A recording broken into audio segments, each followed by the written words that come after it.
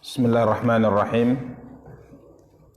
Assalamualaikum warahmatullahi wabarakatuh.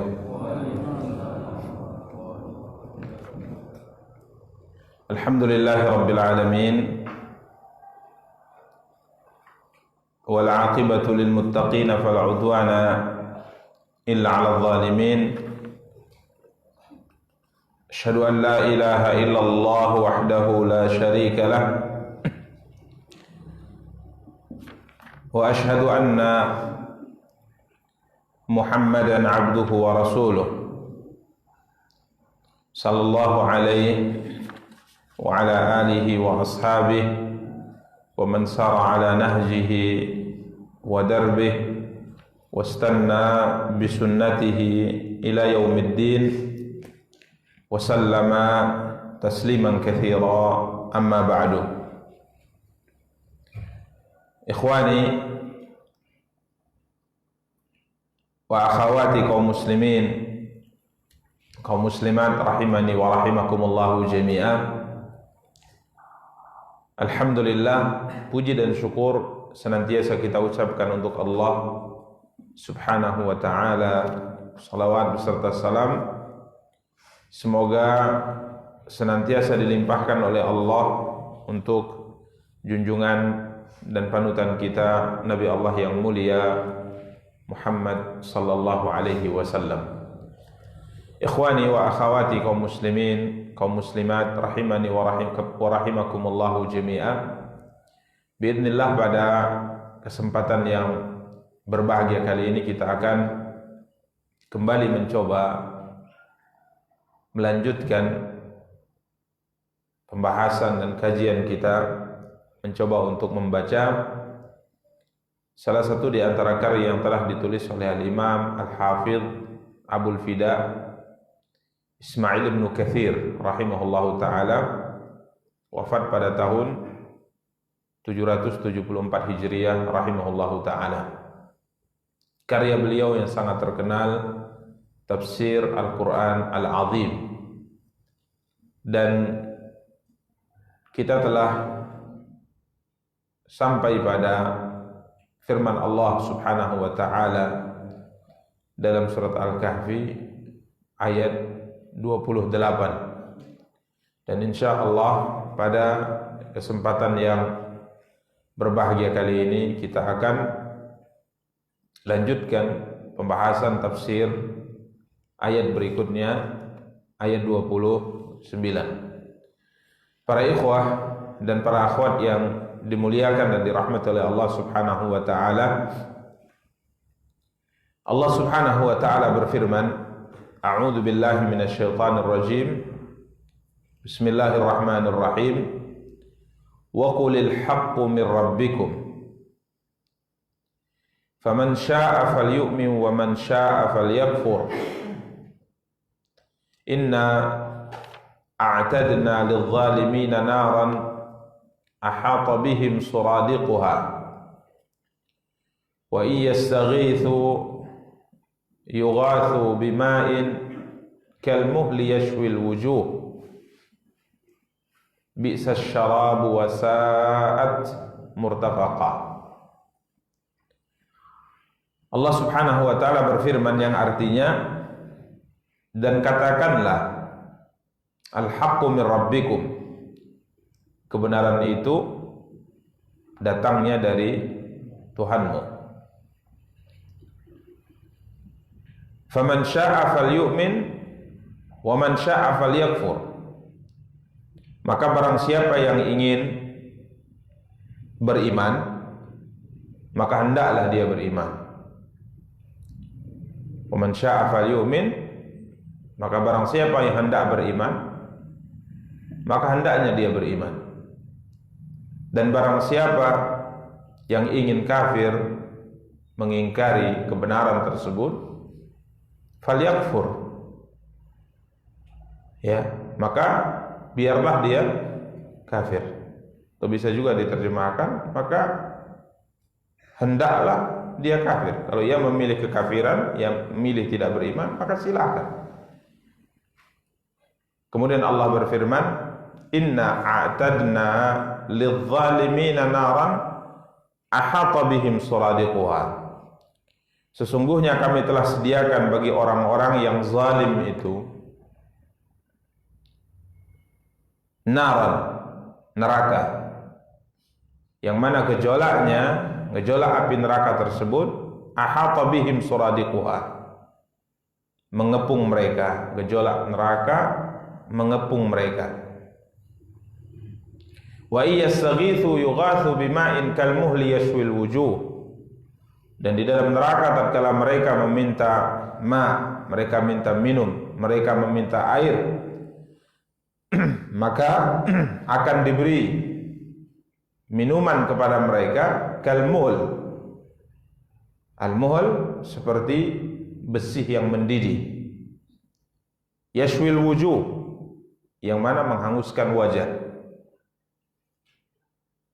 Tatkala cairan ini diberikan kepada mereka di saat mereka minta minum, maka tatkala mereka hendak meminumnya dengan terpaksa, jangankan diminum, tatkala dekat dengan wajah saja, muka, maka muka dan wajah mereka itu hancur. Karena begitu panasnya, hawanya saja menghancurkan wajah mereka. Bi'sa syarab wa sa'at murtafaqah. Allah Subhanahu wa taala berfirman, itulah minuman yang paling buruk dan saat murtafaqah, dan tempat yang paling jelek, tempat istirahat yang paling jelek, yakni neraka Allah Subhanahu wa taala. Waliyadu billah. Para ikhwah, para akhwat yang dimuliakan dan dirahmati oleh Allah Subhanahu wa taala, Allah Subhanahu wa taala berfirman di dalam ayat yang mulia ini, di awal ayat yang mulia ini Allah berfirman, wa qulil haqqu min rabbikum. Katakanlah ya Muhammad, kebenaran itu datangnya dari Tuhanmu, kebenaran itu datangnya dari Allah. Sebagaimana telah kita jelaskan pada pertemuan yang lalu, Nabi kita yang mulia sallallahu alaihi wasallam berdakwah, menyampaikan wahyu yang beliau terima dari Allah Subhanahu wa taala. Ayat-ayat Al-Quran beliau sampaikan, khabar-khabar, informasi yang datang dari Allah Subhanahu wa taala beliau sampaikan. Dan saat itu mayoritas manusia, khususnya di kota Mekah, menolak apa yang beliau sampaikan. Ya, menolak apa yang beliau sampaikan. Maka Allah Subhanahu wa taala perintahkan Nabi kita yang mulia sallallahu alaihi wasallam untuk menegaskan kepada manusia bahwa yang beliau sampaikan ini adalah kebenaran yang datang dari Allah Subhanahu wa taala. Wa qulil haqqu min rabbikum, dan katakanlah kepada mereka ya Muhammad, sampaikanlah kepada mereka ya Muhammad bahwa yang aku sampaikan ini, yang aku bawa ini adalah sebuah kebenaran yang datang dari Tuhanmu, yang datang dari Allah Subhanahu wa taala.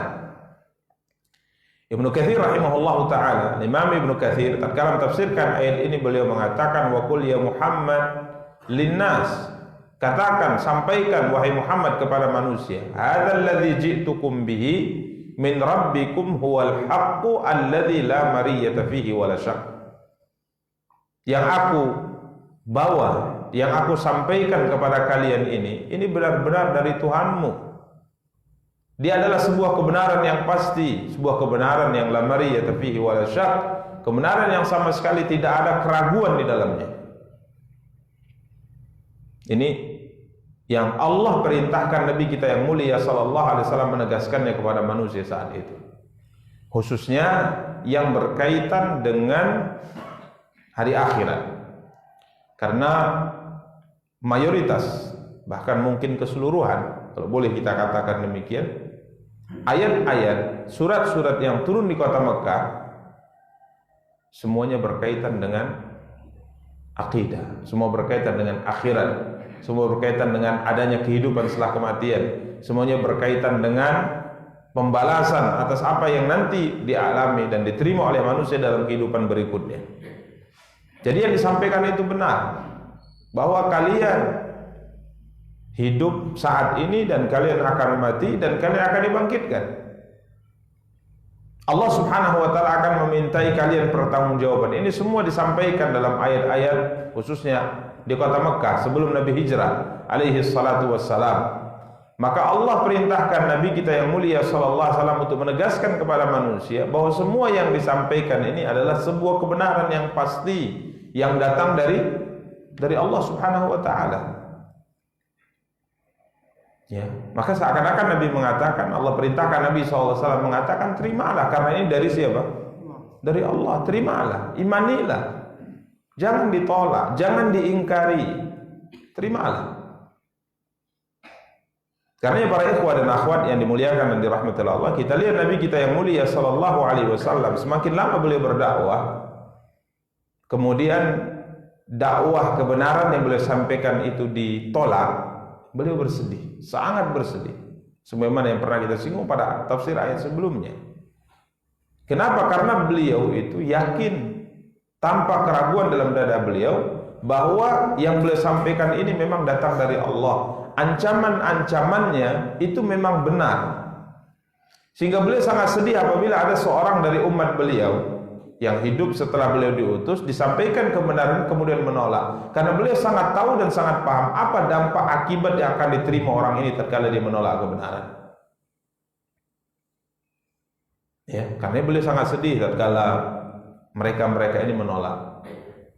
Ya, beliau ingin bagaimana mereka bisa menerima dengan berbagai cara beliau lakukan. Walaupun kadang-kala beberapa caranya ditegur oleh Allah Subhanahu wa taala. Ya, karena beliau tahu, sangat paham beliau kalau mereka tolak apa yang akan terjadi pada mereka ini, beliau sangat tahu. Karena ini adalah sebuah kebenaran yang datang dari Allah. Apa yang diancamkan di situ itu pasti benar. Janjinya pasti benar, ancamannya pasti benar. Karena para ikhwah dan akhwat yang dimuliakan dan dirahmati Allah, tatkala ada seorang menolak sebuah kebenaran, dia yang akan rugi dengan sendirinya. Kalau mungkin orang menolak apa yang disampaikan oleh seseorang, mungkin biasa-biasa saja, dalam artian mungkin hanya terjadi masalah, agak tersinggung dan sebagainya. Tapi kalau seandainya berkaitan dengan kebenaran yang ada dalam Al-Quran, kebenaran yang ada dalam hadis Nabi Sallallahu Alaihi Wasallam, itu yang ditolak, ini subhanallah, ini orang ini akan membinasakan dirinya dengan sendiri. Al-haq min rabbik, kebenaran itu datangnya dari Allah. Ini firman yang ada dalam Al-Quran, dari surat Al-Fatihah sampai surat An-Nas, ini firman Allah. Semua perintah di dalamnya datang dari Allah, semua larangan di dalamnya datangnya dari Allah. Dan semua apa yang disabdakan oleh Nabi Sallallahu Alaihi Wasallam dalam ribuan hadis yang dicatat oleh para ulama berkaitan dengan hukum dan aturan dalam Islam, itu semuanya datangnya dari Allah. Wa ma yantiqu 'anil hawa in huwa illa wahyu yuha. Muhammad tidak berbicara atas dasar hawa nafsunya. Yang diucapkan, disabdakan oleh beliau adalah wahyu yang Allah wahyukan kepada beliau. Karenanya subhanallah, seorang tatkala menolak sebuah kebenaran, ia membinasakan dirinya sendiri. Karenanya Allah Subhanahu wa taala melanjutkan firman-Nya dan katakanlah ya Muhammad, kebenaran itu datang dari Allah. Yang sampaikan ini adalah kebenaran. Kemudian kalaupun seandainya sudah jelas ini adalah sebuah kebenaran, maka Allah berfirman, "Faman syaa'a falyu'min wa man syaa'a falyakfur." Terserah kalian. Siapa yang mau beriman dengan kebenaran ini, dia terima, dia yakini, dia amalkan, dia benarkan kebenaran ini, silakan. Dan siapa yang menolaknya, siapa yang mengingkarinya, falyakfur, maka silakan. Ibnu Katsir mengatakan hadza min babit tahdidi wal wa'id syadid. Ayat ini bukan pilihan. Jadi kalau mau beriman ya enggak apa-apa. Kalau mau kafir juga enggak apa-apa. Bukan ini maksud ayat. Beliau mengatakan ayat ini masuk dalam kategori ancaman, teguran yang keras dari Allah Subhanahu wa taala bagi yang tidak beriman. Jadi kalau kita lihat secara lafaz, kemudian kita terjemahkan ke bahasa Indonesia, sepertinya pilihan. Kebenaran itu datangnya dari Tuhanmu. Kemudian barang siapa yang ingin beriman, hendaknya beriman. Dan barang siapa yang ingin kafir, biarlah dia kafir. Ini berpilihan. Artinya ya kalau memang dia milih jalan iman, terserah dia. Kalau dia milih jalan kafir, terserah dia. Itu bahasa berkaitan dengan kitanya. Manusianya mungkin seperti itu. Tapi tatkala kita berbicara tentang aturan Allah, firman Allah, bahasanya tidak seperti itu karena dia memiliki segalanya. Kalau kita sebagai manusia, ya silakan. La ikraha fid din. Tidak ada paksaan dalam agama. Lakum dinukum waliyadin. Tapi tatkala kita berbicara tentang Allah yang punya aturan di alam semesta, karena dia memiliki segalanya, maka dia mengancam dan memberi janji. Siapa yang mengikuti arahannya akan mendapatkan surga. Siapa yang tidak mau mengikuti bimbingan dan arahan Allah, maka Allah dalam Al-Quran mengancamnya. Maka tatkala kita bahasakan ini adalah firman Allah yang disampaikan kepada manusia, maka ayat ini bukan pilihan.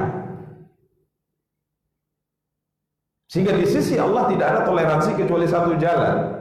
Kalau kita silakan, kita tidak bisa memaksa orang. Tapi tatkala kita berbicara firman Allah, Allah yang membuat aturan, maka coba perhatikan di sini. Allah berfirman, "Faman syaa'a falyu'min wa man syaa'a falyakfur." Ibnu Katsir mengatakan dalam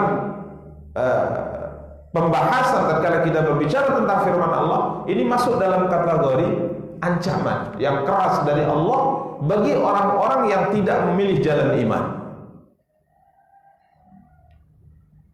Sehingga pada kalimat setelahnya Allah berfirman, "Inna a'tadna lidh-dhalimina naran ahata bihim suradiquha." Jadi ini bukan pilihan kata beliau, ini ancaman keras.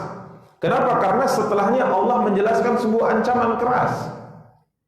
Sesungguhnya kata Allah Subhanahu wa taala, kami telah sediakan bagi orang-orang yang zalim itu.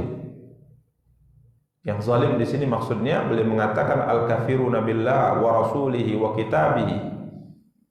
Yang dimaksud dengan orang-orang yang zalim di sini adalah orang yang kafir kepada Allah, kafir kepada Rasulnya, kafir kepada kitab suci. Zalim, yakni orang yang memilih jalan kekufuran tadi. Ya, yang memilih jalan kekufuran tadi kami siapkan untuk mereka naran, neraka kata Allah. Ahata bihim suradiquha, yang mana gejolak neraka itu, gejolak api neraka mengepung mereka.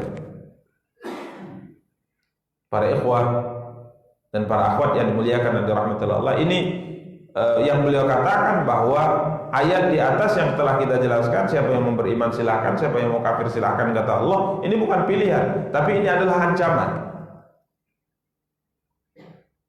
Ini bukan pilihan, tapi ini ancaman. Karena redaksi ayat mengisyaratkan dia bukan pilihan, tapi ini sebuah ancaman. Ini maklum dalam kehidupan kita.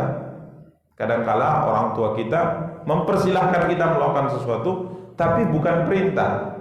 Itu sebuah apa? Ancaman. Karena awalnya dilarang, kita tetap tidak mau. Kemudian karena sudah kesel, ya, dia mengatakan, ya udah silahkan saja lakukan. Seakan-akan orang tua kita mengatakan, lakukanlah kalau kau berani. Maka di sini para ikhwah dan akhwat yang dimuliakan dan dirahmati Allah, setelah Allah mengatakan, "Faman syaa'a falyu'min wa man syaa'a falyakfur." Siapa yang memilih kekafiran maka kafirlah. Maka Allah mengatakan, sungguh kami telah siapkan untuk orang-orang yang kafir itu. Karena zalim tadi kita terjemahkan, kita tafsirkan apa? Kafir. Ya. Karena tidak ada orang yang kafir kecuali pasti melakukan apa? Kezaliman. Kami siapkan untuk orang-orang yang zalim tersebut, yakni orang kafir, naran ahata bihim suradiquha, neraka yang gejolak apinya mengepung mereka.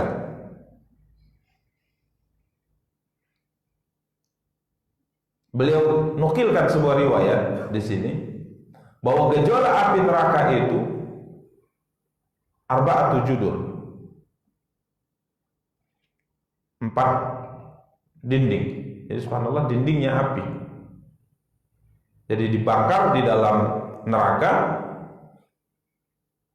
yang dibakar dalam api neraka, kemudian di dalam ruangan neraka, ya. Jadi penduduk neraka itu dibakar atau disiksa sendiri-sendiri di dalam ruangan sendiri tertutup, dan dindingnya 4 lapis, dan dindingnya api tebal. Kullu jidarin masafata arba'ina sana.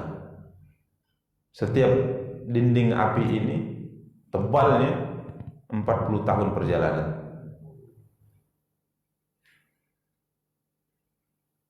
Para ikhwah dan para akhwat yang dimuliakan dan dirahmati Allah, kita tidak bayangkan ya, disiksa dalam sebuah ruangan, dalam bentuk sebuah penjara, tapi dindingnya itu api, disiksa dengan api, kemudian di sekelilingnya api. Ini para ikhwah dan akhwat yang dimuliakan dan dirahmati Allah, haitun minan nar, dinding yang mengelilingi mereka adalah api. Jadi tertutup, ya, kanan, kirinya, depannya, atasnya, bawahnya, itu semua api.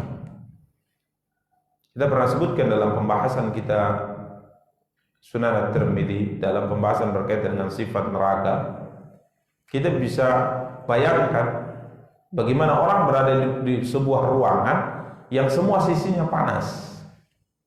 Kemana dia hendak berlari? Kemana ia hendak istirahat?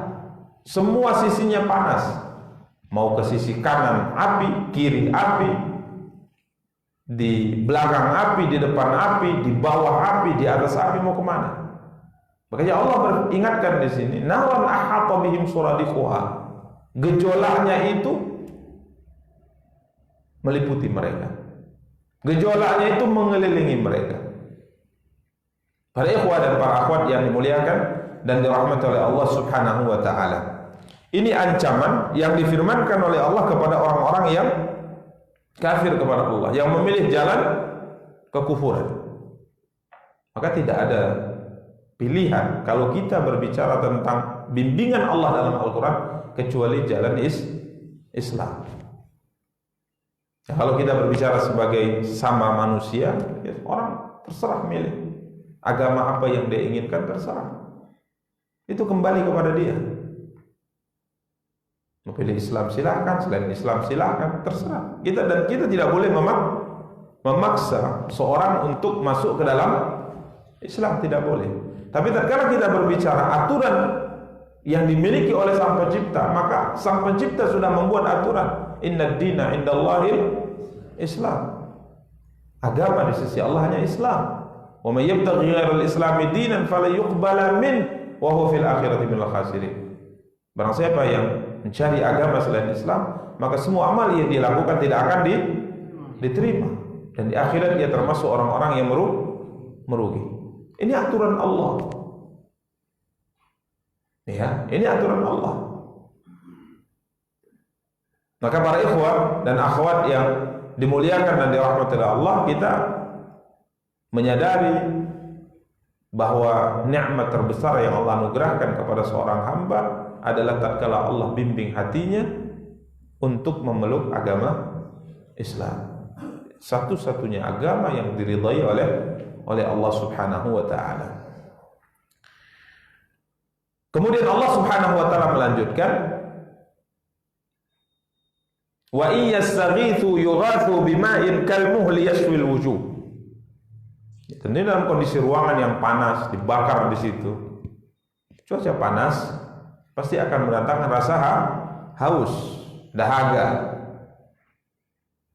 Maka Allah lanjutkan ayatnya bagaimana bentuk siksaan mereka di dalam api neraka. Wa iyastaghithu yughathu bima'in kalmuhli yashwil wujuh. Dan jika mereka meminta minum karena panas dalam api, dalam ruangan api dan disiksa, mereka minta minum, maka akan diberikan cairan,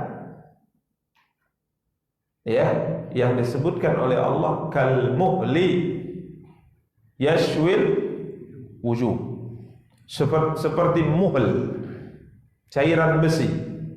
Ikrimah mengatakan, Abdullah bin Abbas berkata, al-muhl al-ma'ul ghalidh mithlu dirdiyyiz zaid, cairan yang kental seperti jelantah, atau kotoran minyak. Ya. Mujahid mengatakan huwa kaddam wal qai, cairan muhl itu seperti darah yang dicampur nanah.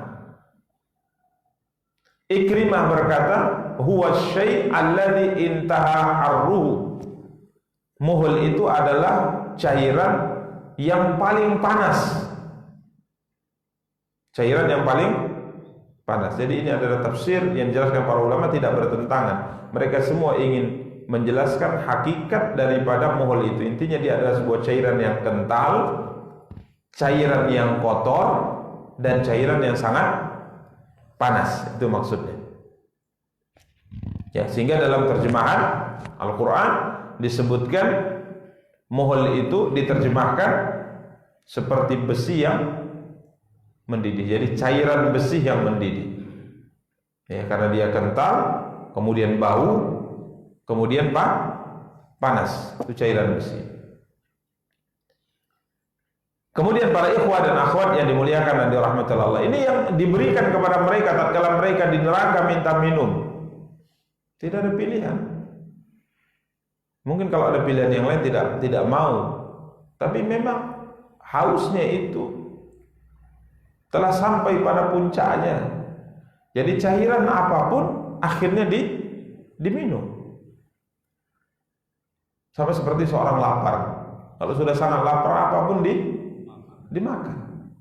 Sampai hal-hal yang di saat kondisi normal itu tidak mungkin dimakan, itu dimakan. Teringat kita kisah tatkala Nabi dan para sahabat dibaikot selama 3 tahun di kota Mekah. Hisar, dibaikot Bani Hashim, dan orang-orang yang membela Nabi sallallahu alaihi wasallam itu dibaikot oleh orang-orang kafir Quraisy selama 3 tahun. Tidak boleh bertransaksi jual beli dengan mereka, tidak boleh menikahkan dan menikahi mereka. Itu 3 tahun. Jadi dibaikot di dalam perkampungan Bani Hashim. Jadi tidak ada makanan yang bisa masuk ke dalam, kecuali yang dibawa secara diam-diam oleh sebagian dari orang-orang Quraisy yang masih memiliki hubungan baik atau masih memiliki keterikatan hubungan keluarga antara sebagian orang-orang Bani Hashim. Jadi kalau seandainya ada pedagang, ya mereka boleh keluar keliling Makkah, itu boleh. Tapi tatkala ada pedagang yang datang, kemudian Bani Hashim ingin membelinya, maka orang Quraisy akan menaikkan harga berlipat-lipat supaya Bani Hashim tidak mampu membelinya. Contoh misalnya ada gandum, maka mereka gandum per kilonya itu 20.000. Maka tatkala Bani Hashim menawar, orang Quraisy akan menimpanya dengan tawaran 30.000. Bani Hashim menimpanya dengan 40.000, orang Quraisy menimpanya dengan 50.000. Bani Hashim 60.000, orang Quraisy 100.000, sampai Bani Hashim gak mampu. Sehingga Masya Allah disebutkan dalam catatan sejarah, tangisan anak-anak di perkampungan Bani Hashim selalu terdengar setiap saat. Tidak ada makanan sama sekali. Sehingga sahabat yang mulia Sa'ad bin Abi Waqqas mengatakan, karena begitu laparnya, ya, suatu malam saya buang air kecil. Kemudian karena gelap, saya dengar air seni saya itu jatuh di benda yang keras, seperti bukan pasir, tapi ini apa ini gitu. Maka saya perhatikan, rupanya tulang unta, tulang iga ya, atau tulang yang lembut. Maka saya ambil, bisa dimakan ini, dibersihkan kemudian dimakan. Ini karena kondisinya memang sangat lapar. Sampai dalam perjalanan sahabat dalam memperjuangkan Islam, kadang-kala karena tidak ada makanan, daun-daun mereka makan. Sampai mulut kami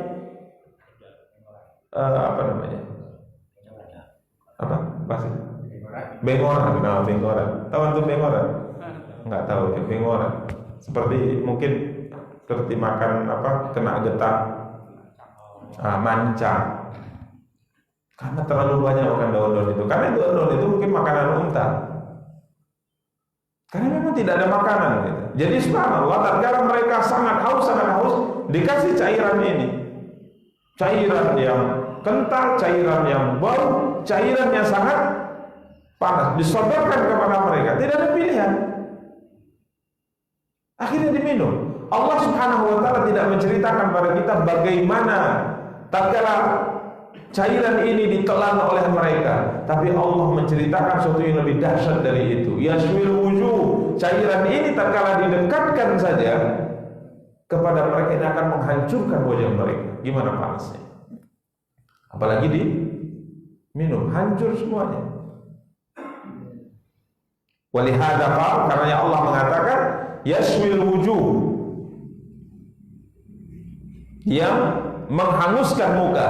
Beliau mengatakan ay min harrihi idza arada al-kafiru ay yashrabahu wa qarrabahu min wajhihi shawahu hatta tasquta jildatu wajhihi fihi.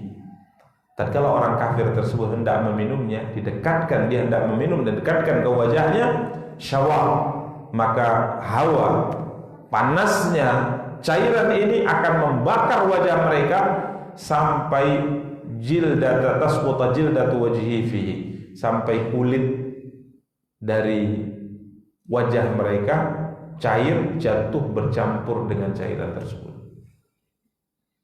Dan kita pernah sebutkan kulit penduduk neraka dari orang-orang kafir dalam neraka, kulitnya tebal. Tebalnya itu kikilnya, kulitnya 3 hari perjalanan.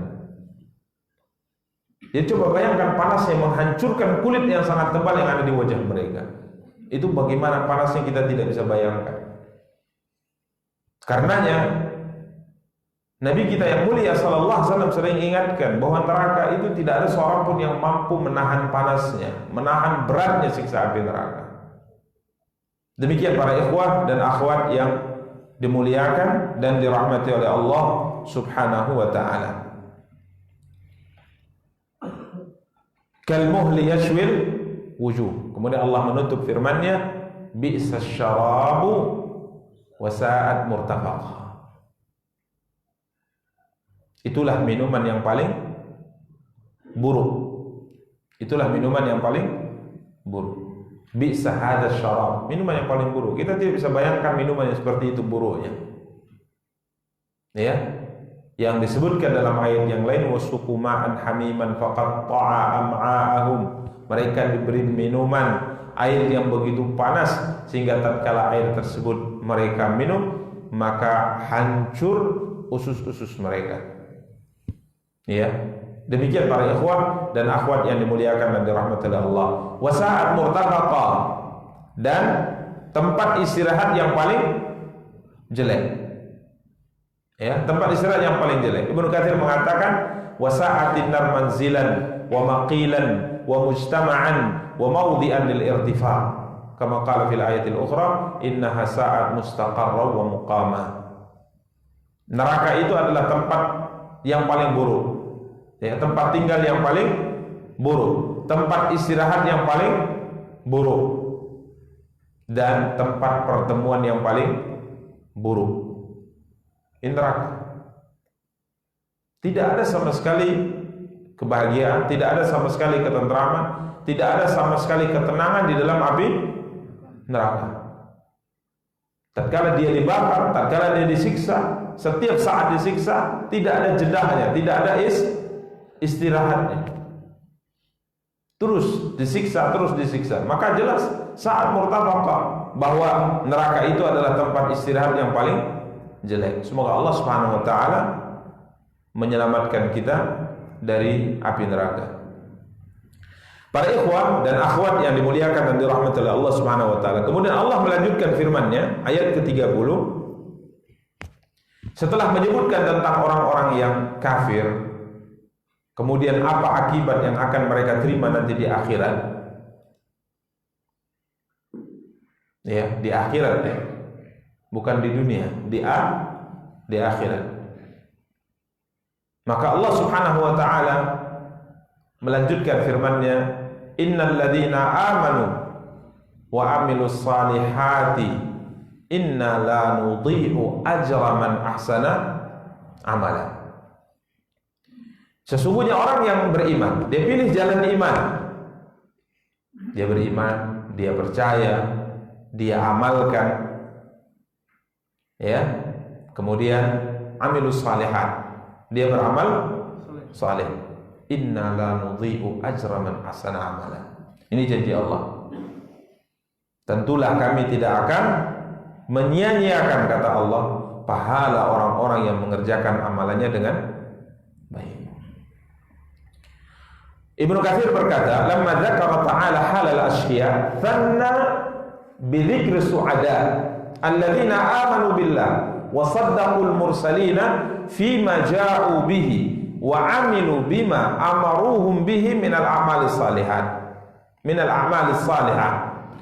Setelah Allah menyebutkan keadaan orang-orang yang sengsara, memilih jalan kekufuran, kemudian bagaimana Allah akan siksa mereka di neraka, Allah menyebutkan berikutnya tentang syuhada, yakni orang-orang yang berbahagia, yang beriman kepada Allah dan membenarkan para utusan Allah fima ja'u bihi, membenarkan utusan Allah dalam semua perkara yang mereka bawa dari Allah. Apa yang disampaikan Nabi percaya. Seperti Abu Bakar, apapun sampaikan Nabi apa? Percaya. Tidak ada keraguan sama sekali. Nabi berkata A, kita beriman. Nabi sampaikan B, kita beriman. Apapun sampaikan Nabi, kita percaya. Ini orang yang beriman. Sekalipun yang disampaikan itu adalah perkara yang menurut logika kita tidak masuk akal atau mustahil. Ya, seperti perjalanan Isra dan Mi'raj yang langsung diyakini dan dibenarkan oleh Abu Bakar radhiyallahu taala. Ya. Dan banyak hadis yang mungkin secara logika kita mungkin tidak masuk akal. Tapi karena itu yang disabdakan oleh beliau, disampaikan oleh beliau, maka tidak ada pilihan bagi kita kecuali beriman. Ya, saddaqul mursalina fima ja'u bihi, mempercayai utusan-utusan Allah dalam semua perkara yang mereka bawa. Percaya. Kemudian wa amilu bima amaruhum bihi minal amali salihah, dan mengamalkan apa-apa yang mereka perintahkan kita dengannya dari amal-amal saleh. Jadi orang-orang yang beriman dan beramal saleh. Beriman dan beramal saleh. Jadi mengimani beliau, kemudian mengamalkan, melaksanakan perintah yang diperintahkan oleh beliau dan menjauhi larangan yang dilarang oleh beliau sallallahu alaihi wasallam, maka Allah berjanji, inna la nudhi'u ajra man ahsana amala. Kami, kata Allah, tidak akan menyia-nyiakan pahala orang-orang yang mengerjakan amalnya dengan baik.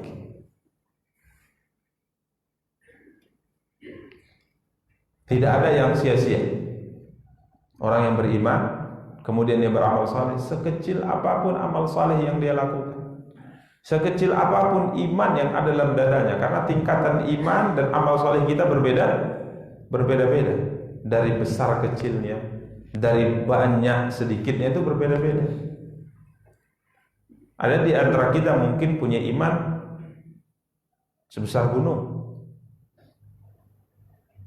Ada di antara kita punya iman sebesar bukit. Ada di antara kita imannya seberat dinar. Ya.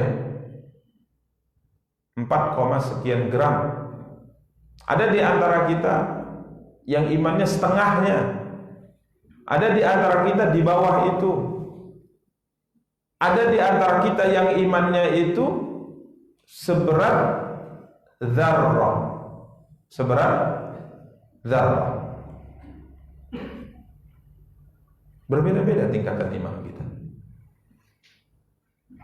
Kemudian terkait dengan amal juga seperti itu. Ada di antara kita, masya Allah, amalnya semua amal saleh dia kerjakan, semua amal kebaikan dia kerjakan, dia terdepan dalam semua pintu-pintu kebaikan.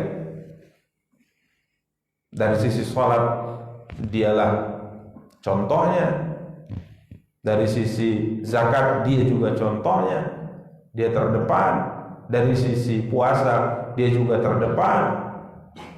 Dari sisi semua amal ibadah dia terdepan. Tapi ada di antara kita yang pas-pasan. Ya. Tapi subhanallah, Allah berjanji di sini bahwa kalau kamu beriman dan beramal saleh, inna la nudhi'u ajra man ahsana amala. Kami tidak akan sia-siakan. Kami tidak akan sia-siakan, kata Allah, pahala orang yang mengerjakan amalannya dengan baik. Artinya kami akan siapkan sekecil apapun imanmu, sekecil apapun amal saleh yang kau miliki, kami akan balas. Kami akan balas. Karena kita menyadari bahwa tidak ada yang hilang dalam catatan perbuatan yang kita lakukan dari kebaikan. Tidak ada yang hilang. Maka jangan takut amal kita dilupakan, dicatat sekecil apapun. Sampai Allah menegaskan, faman ya'mal mithqala dzarratin khairan yarah wa man ya'mal mithqala dzarratin syarran yarah. Sekecil apapun Allah pasti akan balas. Kalau manusia, ya mungkin dia akan lupa. Bahkan kadang-kadang kita sudah berjasa besar kepadanya, dia juga lupa. Padahal kita telah mengentaskan dia dulu misalnya. Kita telah bantu habis-habisan dia. Setelah sekian tahun dia mungkin sukses dan sebagainya, dia lupa. Itu manusia. Tapi Allah berjanji, inna la nudhi'u ajra man ahsana amala. Sampai hadis bitaqah, ya. Hadis bitaqah hadis yang masyhur, bagaimana Allah Subhanahu wa taala tidak akan melupakan amal kebaikan apapun, dan amal kebaikan sekecil apapun pasti Allah akan balas. Yang baik dibalas dengan kebaikan, yang buruk dibalas dengan keburukan. Dan kalau hamba yang sering kita ceritakan dihadapkan kepada Allah, kemudian diperiksa catatan amalnya sebanyak 99 catatan amal dalam lembar, yang mana satu lembar saja dosanya, kesalahannya sejauh mata memandang. Diperiksa satu lembar, semuanya dosa. Dan dosa dalam satu lembar itu sejauh mata memandang banyaknya. Banyak, terlalu banyak dosanya. Itu ada 99. Maka Allah Subhanahu wa taala bertanya kepadanya. Ini sudah diperiksa, dosa semua, sampai 99 lembar, semuanya dosa. Ini sudah putus asa. Binasa, pasti neraka, kalah dalam perhitungan. Maka Allah bertanya, punya kebaikan yang bisa menyelamatkan engkau dari semua kesalahan yang kau lakukan ini? Dia pun lupa. Dia mengatakan, tidak ada ya Allah, tidak ada. Apakah engkau punya kebaikan yang bisa menyelamatkan engkau dari kondisi ini? Dia mengatakan tidak ada. Tidak ada. Maka Allah berfirman, bala, sebenarnya ada satu kebaikan yang kau punya. Satu kebaikan yang kau punya. Maka Allah perintahkan, keluarkan bitaqah, kartu. Istilahnya kartu apa ini? Hah? Kartu apa istilahnya? Hah? Kartu as. Kartu as itu apa? Amerika Serikat gitu. Kartu as itu apa istilahnya? As itu apa panjangannya? Penentu. Kenapa disebut as? Sampai sekarang saya juga nggak tahu. Keluarkan kartu as misalnya. Kenapa disebut as? As itu apa? Kepanjangan atau apa? Atau dari bahasa apa? Penggemar main kartu tahu mungkin ya? Soalnya tuh nggak ada yang penggemar main kartu. Baik. Jadi dikeluarkan bitaqah. Kiranya dalam bitaqah tersebut hanya la ilaha illallah. Hanya la ilaha illallah. Iman, hanya iman. Walaupun kecil, tingkatannya mungkin tidak sama dengan yang lainnya, besarnya tidak sama dengan yang lainnya, beratnya tidak sama yang lainnya, tapi dia masih punya satu kebaikan, la ilaha illallah. Dikeluarkanlah lembaran atau bitaqah kartu la ilaha illallah. Maka Allah mengatakan kamu masih punya. Dia pun bertanya-tanya, apa ya kebaikan yang aku punya bisa menyelamatkan aku dari 99 lembaran yang semuanya adalah dosa. Dikeluarkan, nih kebaikan yang kau punya. Maka Allah mengatakan, malaikat coba timbang 99 lembar dalam satu daun timbangan, la ilaha illallah dalam satu timbangan. Maka dia menyela, dia langsung berkata, Rabbi, Tuhanku, apa gunanya satu bitaqah ini dengan 99? Maka Allah mengatakan, innaka la tudzalam, engkau tidak akan dizalimi. Tidak ada yang hilang. Kami akan memperhitungkan semuanya, tidak ada yang hilang. Maka ditimbang, kiranya yang paling berat adalah la ilaha illallah. Allah berjanji siapa yang paling berat amal salehnya, maka dia akan masukkan ke dalam surga. Maka Allah masuk surga.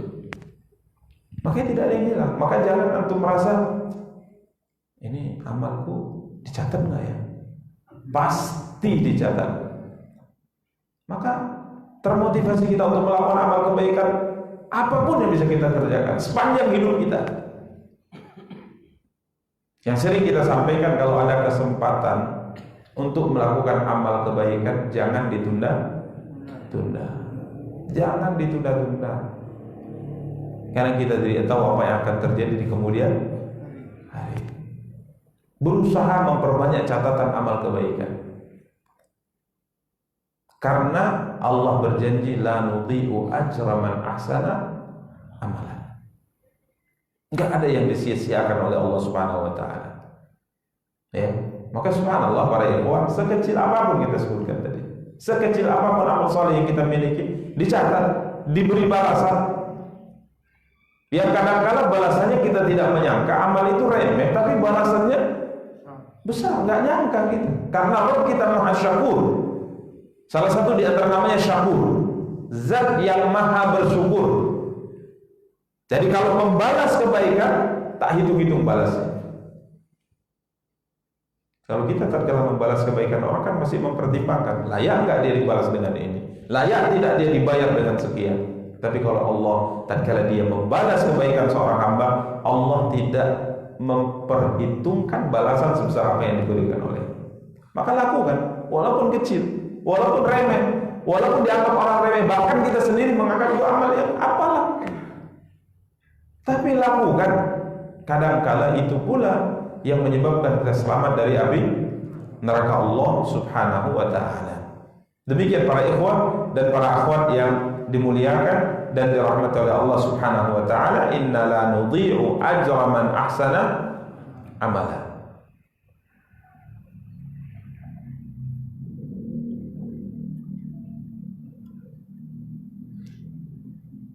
Berikutnya, para ikhwah dan para akhwat yang dimuliakan dan dirahmati oleh Allah, tapi tentunya yang tidak disia-siakan oleh Allah Subhanahu wa taala adalah amal yang dilakukan di atas dua syarat.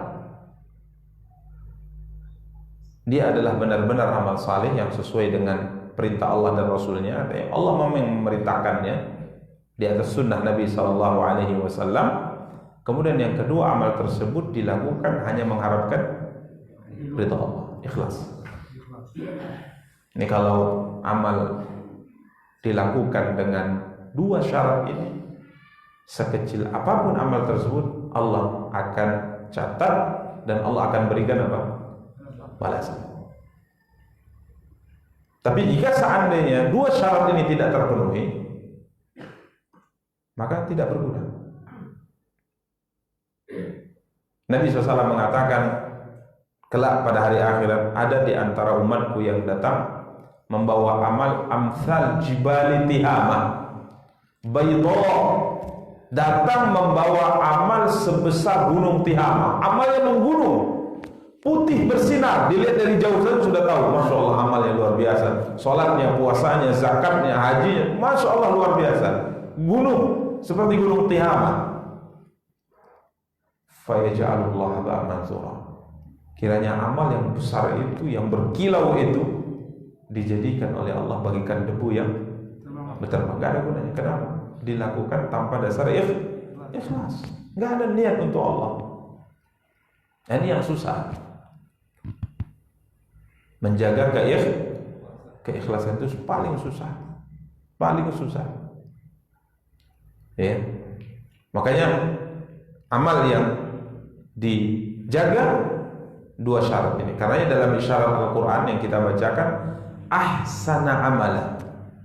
Kami tidak akan menyia-nyiakan orang-orang yang mengerjakan amalnya dengan yang baik, yang paling baik, yakni yang sesuai dengan syariat Rasulullah, sunnah Nabi SAW, kemudian dilakukan atas dasar keikhlasan. Baru itu disebut amal yang ahsan, amal yang baik.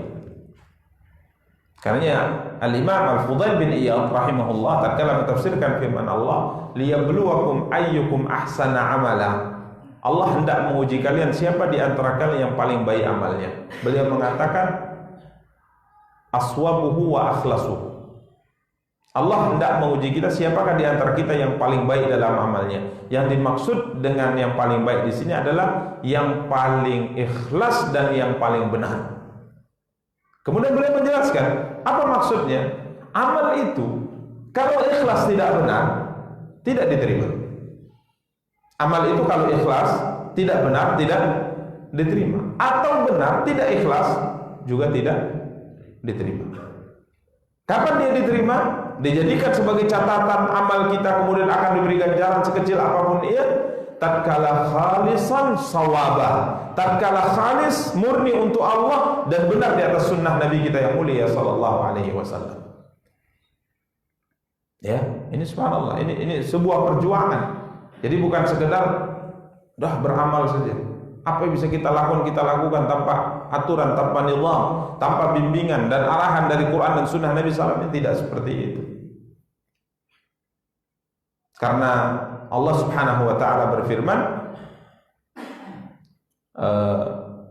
nanti insyaallah di akhir surah Al-Kahfi, "Faman kana yarju liqa'a rabbi falyamal 'amalan salihan wa la yusyrik bi ibadati rabbih ahada." Dia lakukan amal saleh yang sesuai dengan syariat Rasulullah dan tidak melakukan kesyirikan dalam amalnya. Ini dua syarat yang mesti dihadirkan.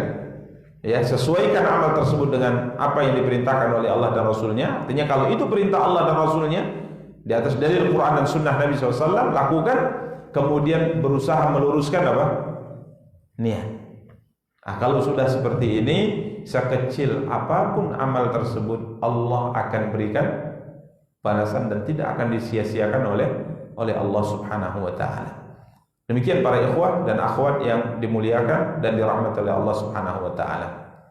Sampai Nabi SAW menyebutkan, sampai Nabi kita yang mulia SAW sebutkan ada seorang masuk ke dalam surga, dimasukkan oleh Allah ke dalam surga,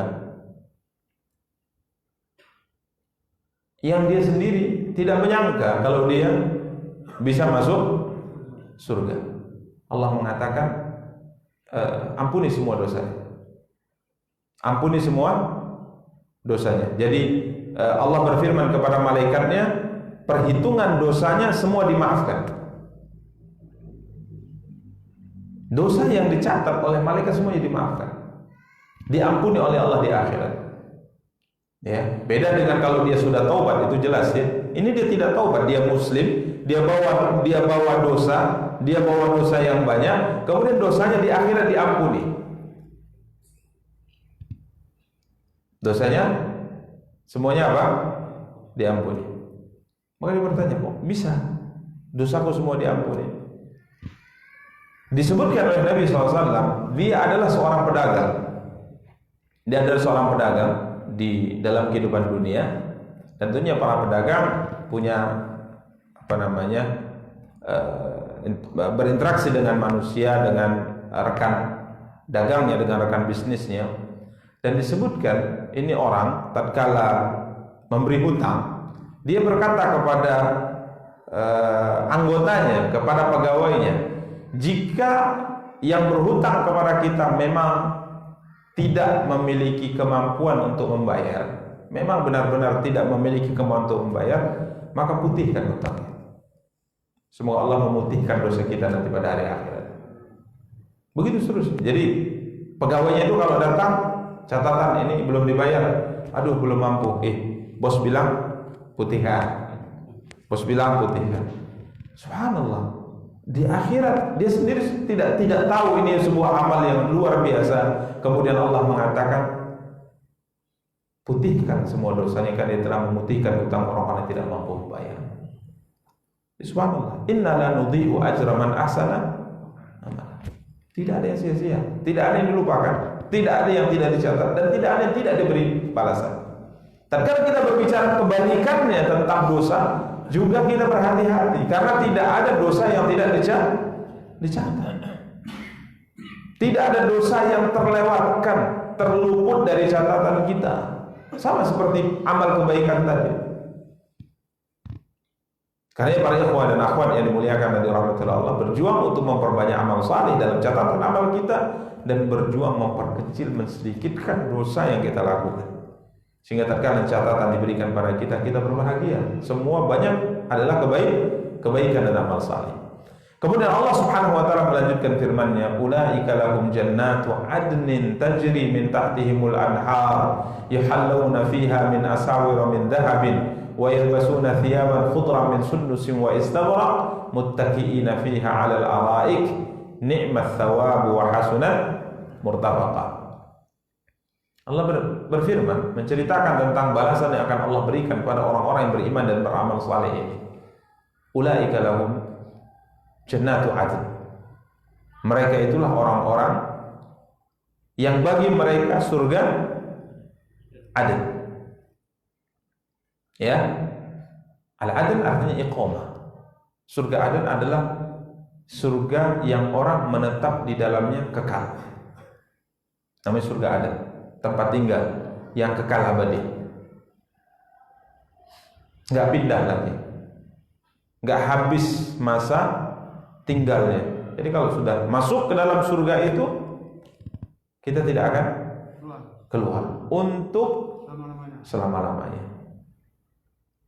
Kita telah sebutkan dalam pembahasan Sunan At-Tirmidzi tentang sifat surga, nikmatnya tidak pernah berakhir, masa mudanya tidak pernah berakhir, jadi umurnya nggak bertambah.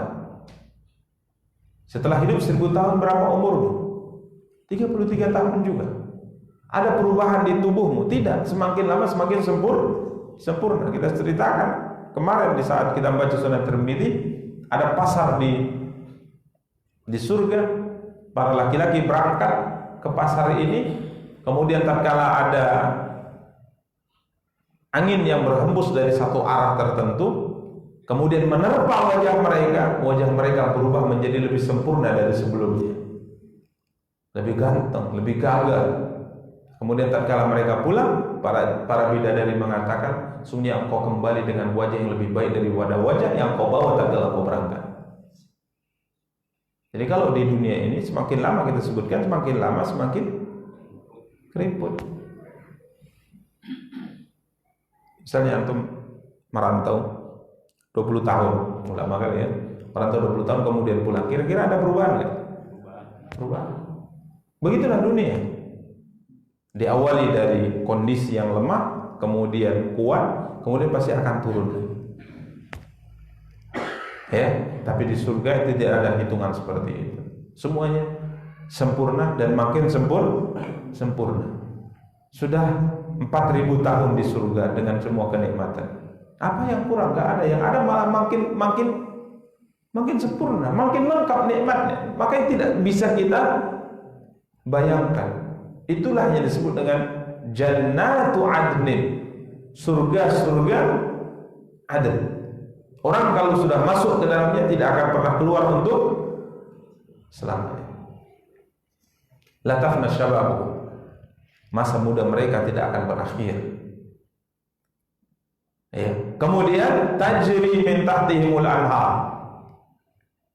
Di dalam surga itu mengalir sungai-sungai di bawahnya. Ibnu Katsir mengatakan min tahti ghurafihim wa manazilihim. Sungai itu mengalir di bawah ghuraf, jamak ghurfah, di bawah kamar-kamar mereka.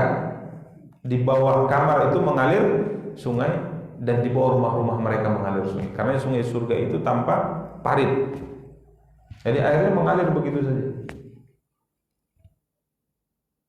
Ada sungai susu, ada sungai madu, ada sungai khamar, ada sungai air bersih, air tawar. Silakan Anda mandi di sungai madu. Lengket ya. Sungai susu, tenggelam saja nggak apa-apa, nikmat. Subhanallah. Ini tidak bisa kita bayangkan. Tajri min tahtihimul anhar. Tajri min tahtihimul anhar.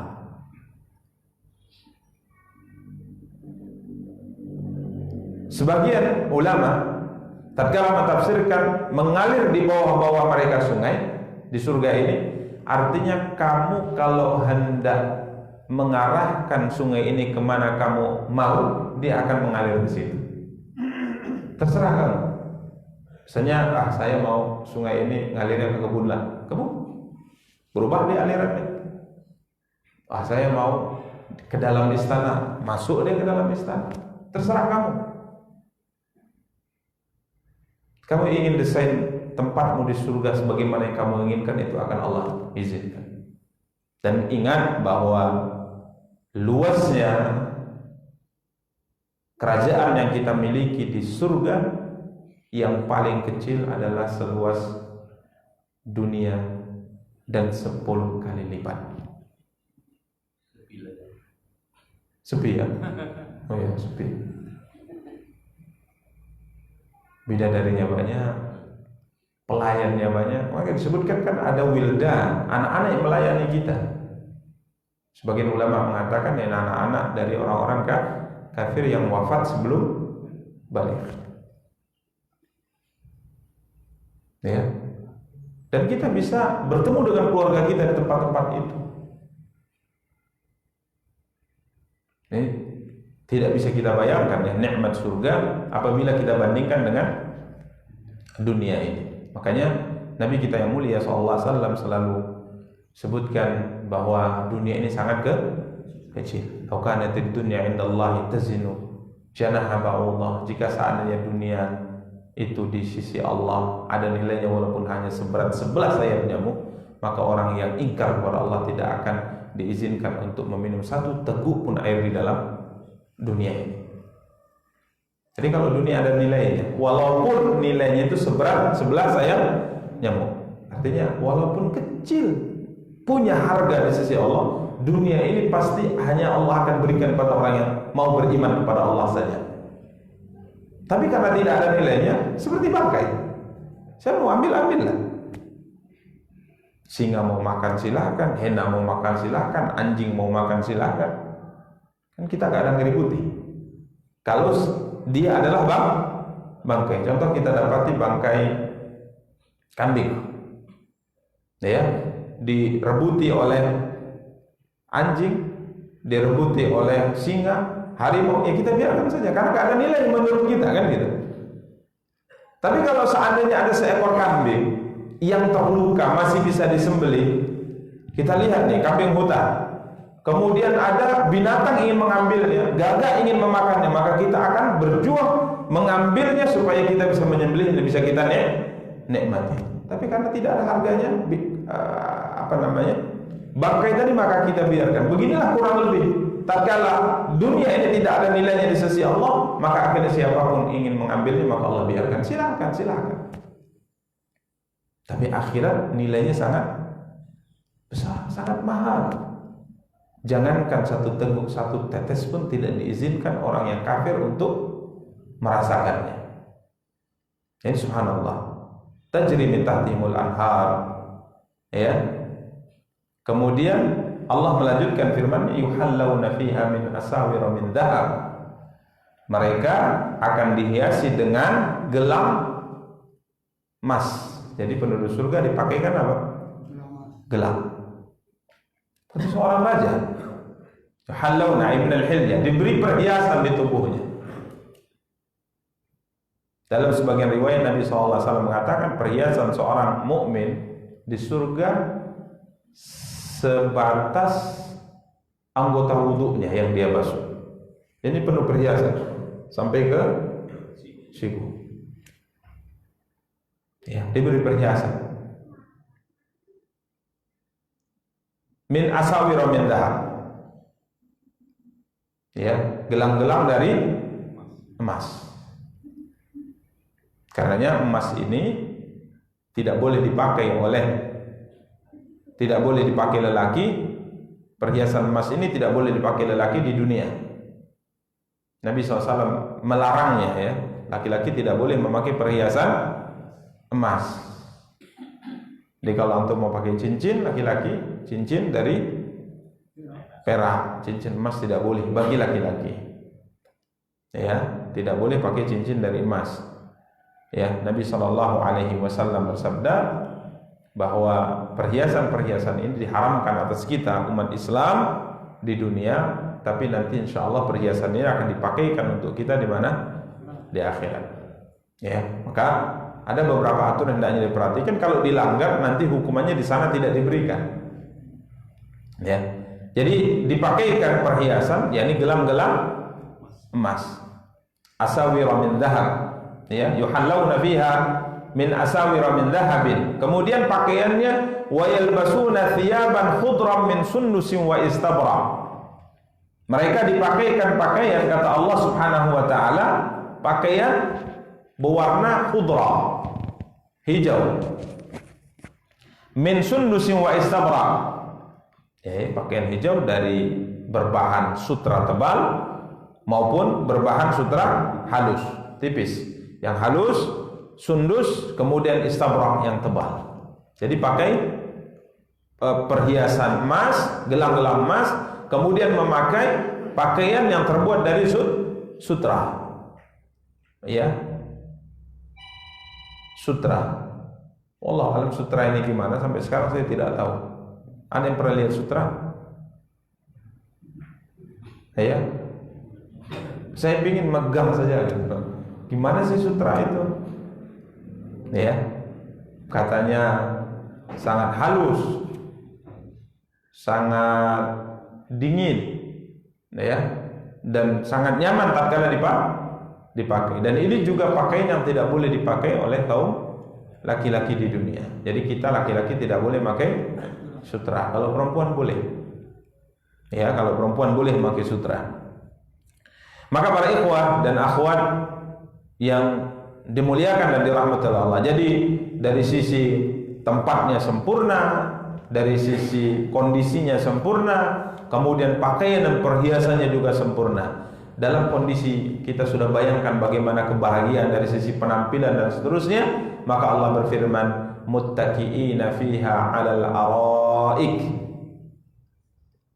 Mereka duduk sambil bersandar di atas dipan-dipan yang indah. Santai, ya, karena nggak ada lagi beban, nggak ada lagi yang perlu dikejar di sana.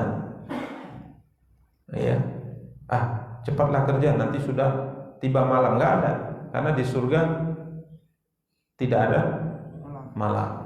Santai. Kita kalau mau santai ngopi misalnya, sudah 2 jam, banyak lagi kerjaan kan gitu. Udah 3 jam, nanti istriku marah gitu. Enggak ada beban. Muttaqiina fiha 'alal ara'i. Al-ittika qila al-ittija, yakni sambil berbaring santai di atas dipan-dipan mereka. Wa qila tarabbu fil julus. Sebagian mengatakan yakni seperti orang yang sedang duduk di atas dipan. Dia bukan berbaring. Ya, bukan berbaring. Ini menurut sisi pendapat yang disebutkan oleh Imam Ibnu Katsir. Kemudian para ikhwah dan para akhwat yang dimuliakan dan dirahmati Allah, muttaqina fi 'alal ara'i. Dalam kondisi nikmat, kondisi tidak ada beban, kondisi tidak ada perkara yang ditakutkan, dalam kondisi yang sempurna, apapun dia mau dia dapat, duduk sambil bersandar di atas dipan-dipan mereka, menikmati keindahan pemandangan, ya, menikmati makanan yang kapanpun mereka mau akan datang. Bahkan subhanallah, tatkala ia ingin buah, maka dahan buah tersebut mendekat kepadanya.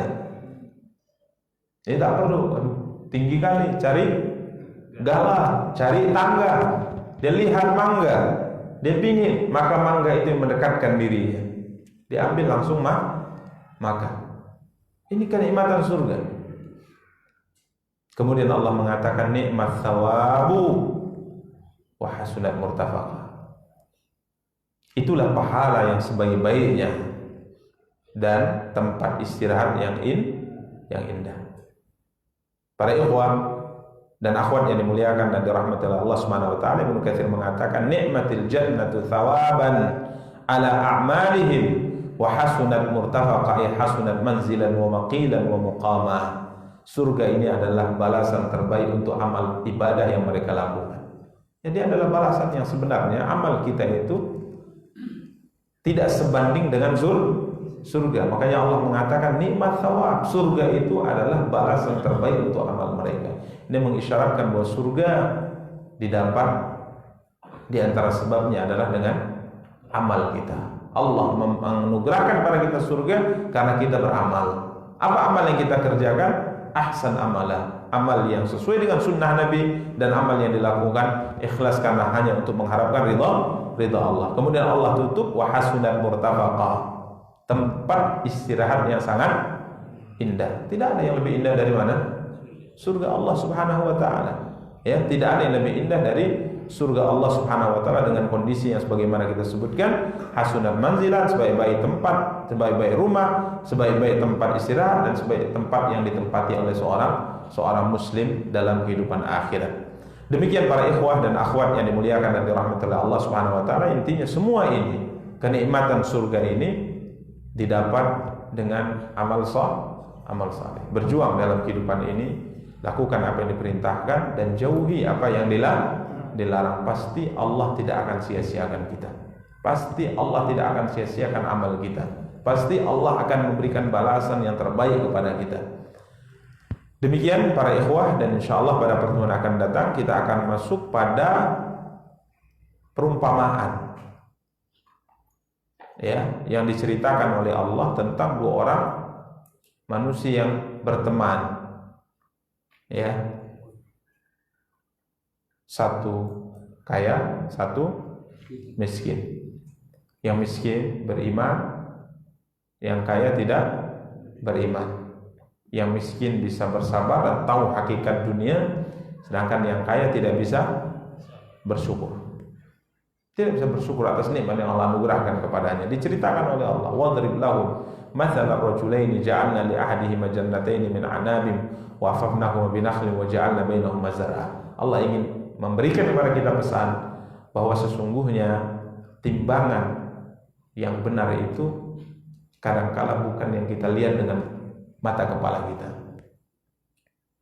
Ya, jadi kadangkala orang melihat siapa yang sukses, siapa yang mulia, siapa yang mesti dihormati, itu tatkala melihat sesuatu yang dilihat dengan matanya.